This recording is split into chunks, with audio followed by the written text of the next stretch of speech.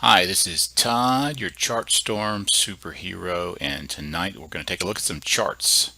Most of these charts are from the month of July. So looking back, we're going to be flipping through them. They're all available on the Knife CLA Facebook page. Why is inflation so sticky? Well, think about it. We've seen rates go down and down and down and down, and now as wealth was building, these rates are going up. So there's a lot of increased net household income.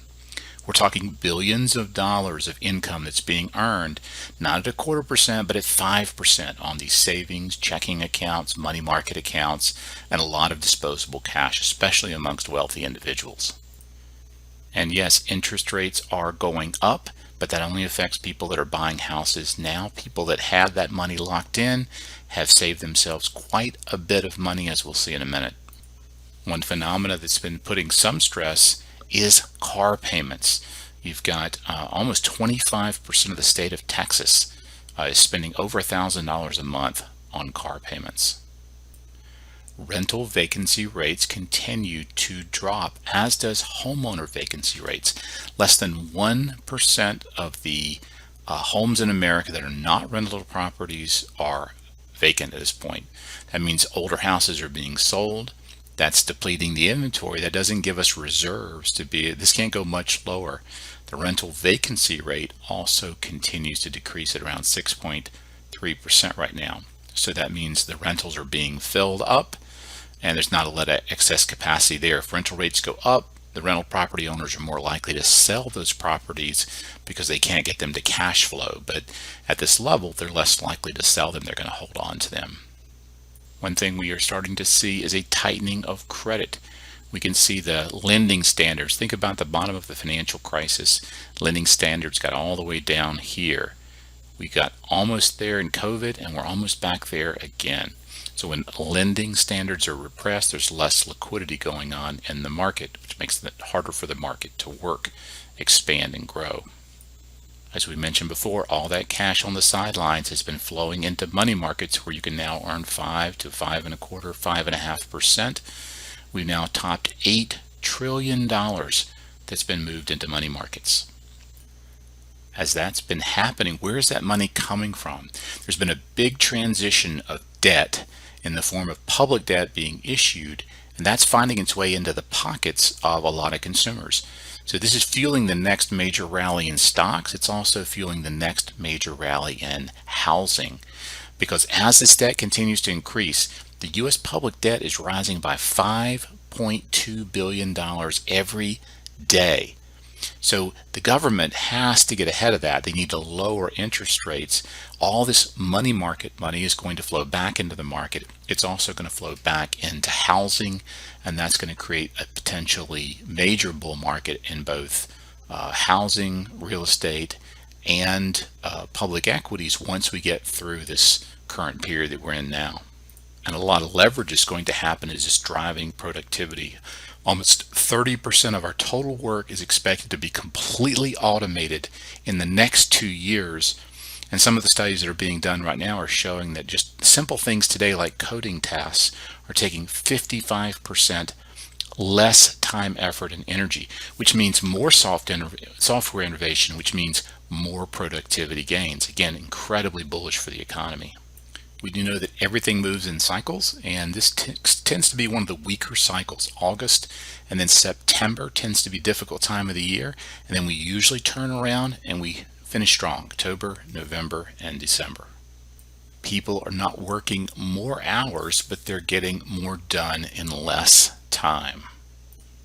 But everything moves in cycles, and we are at the peak of a very high cycle in options. Traditionally, when you're investing in the market, you want to be buying here when people are scared, not here when they're excited and you're dealing with sort of euphoria. So it's a very important time to kind of be careful, especially with shorter term to medium term investments. Again, we have things going up and things going down. One thing that's going down, again, is CPI rent. So the cost of rent of shelter continues to go down. This is new tenant rent. So someone filling out a new lease, they're going to experience this first, right? Because it's a brand new lease. And this is the leading indicator. If this is going up, that means that the renters have the power. Right now, the tenants still have power and they're driving this cost down. We would expect overall CPI rent, shelter housing costs to come down. That's positive for the consumer, but it has a negative drift in housing because obviously if you can rent and you can rent cheaply, it doesn't put pressure on you to run out and buy a new house, especially if rates are higher and inventory is low. And as we've seen in several of these studies, the CoreLogic Case-Shiller is turning up again. We just saw data coming out of Black Knight showing some really interesting stuff, and we may try to take a look at some of those charts in a video that we did here shortly.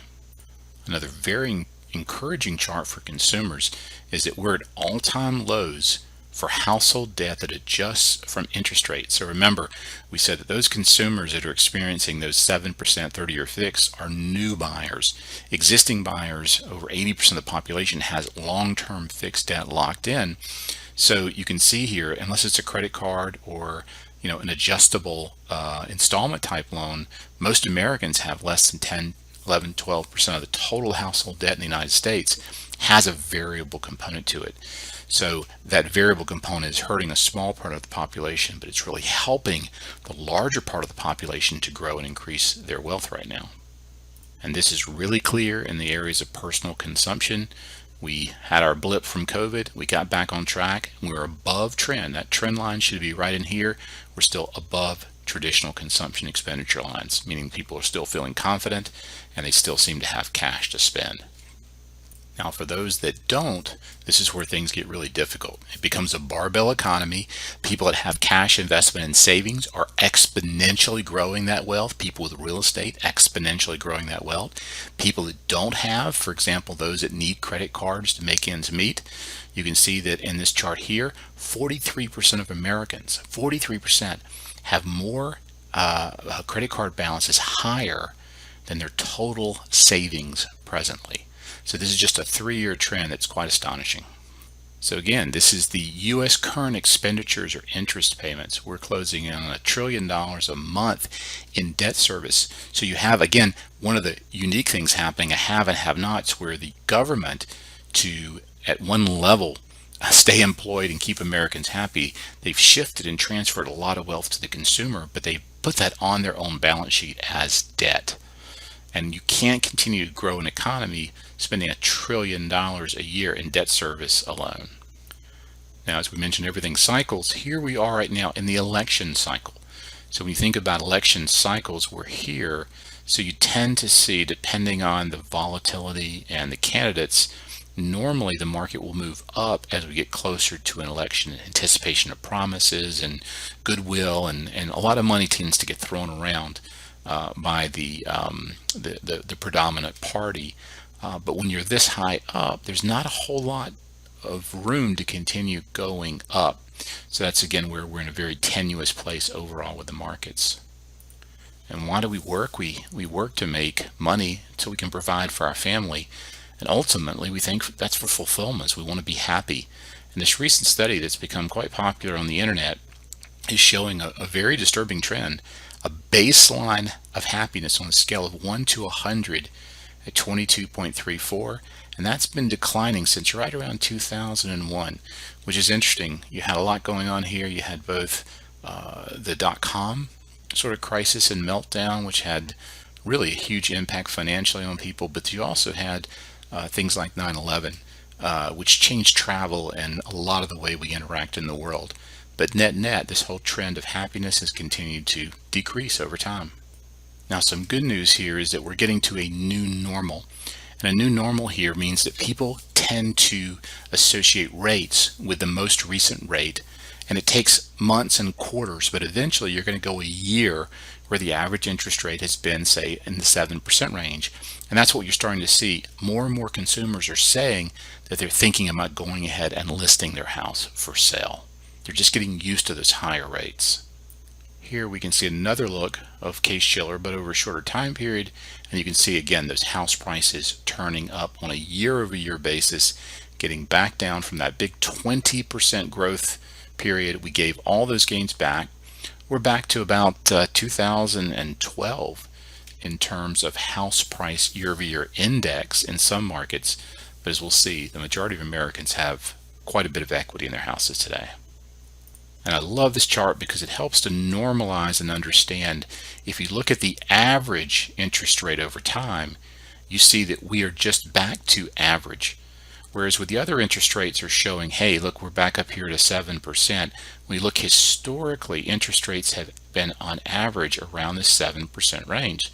So we're just getting back to a period of average. It's a great way to help consumers understand that, yes, we were in an usually all-time record low interest rates, and we could come back, but this would be abnormal to go lower.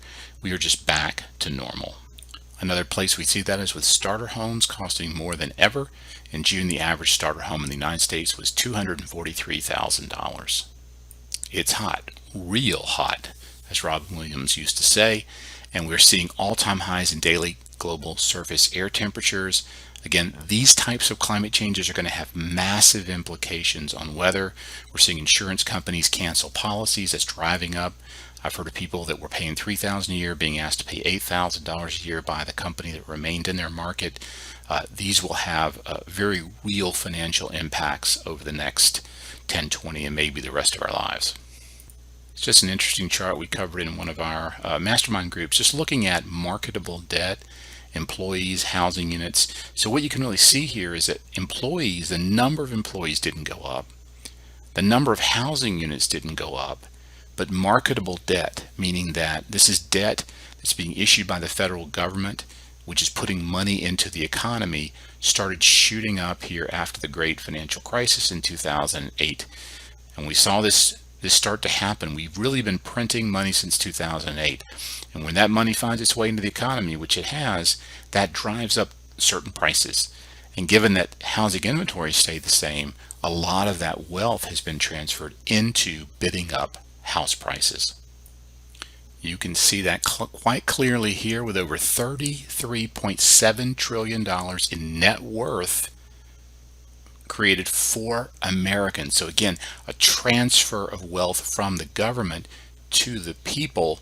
That's good, but it also has implications. It drives inflation and it changes a lot of large money dynamics. As that money was creating a higher and higher house price, we were having interest rates go down and down and down. So in a way, you were almost not aware that the house price was going up, because if the interest rates were going down, you didn't feel it in the same way. But notice this trend here suddenly shoots across 2021, 22, 23, and because interest rates come up to normalize, we really see a jump, a huge jump up to 2023 in terms of the average cost of supporting that same debt on a purchase transaction. Now, one thing this has done for the consumer is it's created a lock-in effect. And what a lock-in effect means is when you're able to buy a property or refinance a property at dramatically below an average, say 30 or 15-year mortgage rate, you're locking in savings. Now, it's a locked-in savings because to say benefit from $59,000 in savings, that means you have to keep that mortgage for the remaining term. If you were to refinance and go from, say, the 3% you have to 7%, this $59,000 in savings, interest savings over the remainder of your loan balance goes away.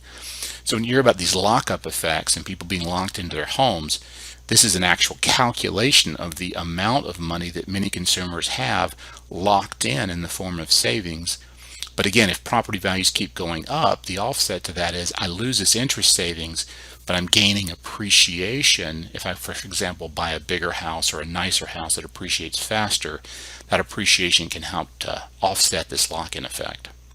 Now, we talk about inventory as a problem. Well, right now, there are more realtors in the United States, 600,000 more realtors licensed in the United States than there are single-family homes available for sale. And we like to say this is a very big game. If you're going to manage liabilities, real estate, and mortgage lending, why? It's the biggest asset class on the planet. It is a $260 to $270 trillion asset class. It's bigger than all the bond market, debt, equities, global GDP, agricultural land, commercial, and gold. But one thing we have going for us in the United States, again, if you look at the UK and some European economies, but specifically Britain, the majority of their mortgage debt is variable. So with house prices coming down and high interest rates, they're being crushed as consumers are forced to save and spend on housing, and they're unable to support the economy. In the US, very little of our overall mortgage debt is adjustable. So we're able to sort of have that lock-in effect and protect us for quite some time. But there is some distressed debt out there, and it's growing. Most of the distressed debt is in the real estate space, and most of that is in commercial real estate. People still aren't going back into the office, and when they are, they're negotiating lower rent whenever they can, and they're taking less space, and that's putting tremendous pressure on the commercial real estate industry.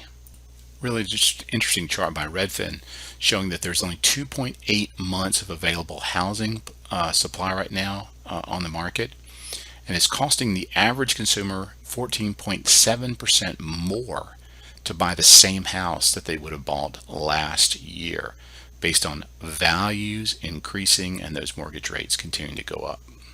So many people were saying we're going to have a housing crash. The mortgage interest rates can't support these higher rates, and boy, house values have. They've been very resilient, again, based on a lack of inventory and a strong consumer with lots of disposable income and savings thus far. There is always risk in the market. There's always something. This chart shows what is the biggest risk. We can see going back to 2011, year by year, what the markets were worried about. And right now, really since 2021 of July, it's been about inflation and interest rates in the central banks. And again, it's a world of have and have nots. You've got some consumers doing well, property values up, equities up, but then you're also starting to see more delinquencies when you look at all loans and leases on consumer credit card, all commercial banks. This is where you're starting to see asset quality measures starting to be a little bit of a concern. In certain generations, we did a video on boomers and how boomers are winning. They're buying almost 80% of all purchases are being done by boomers, and 40% of those are in cash. The problem is the Gen Zs and the millennials are struggling.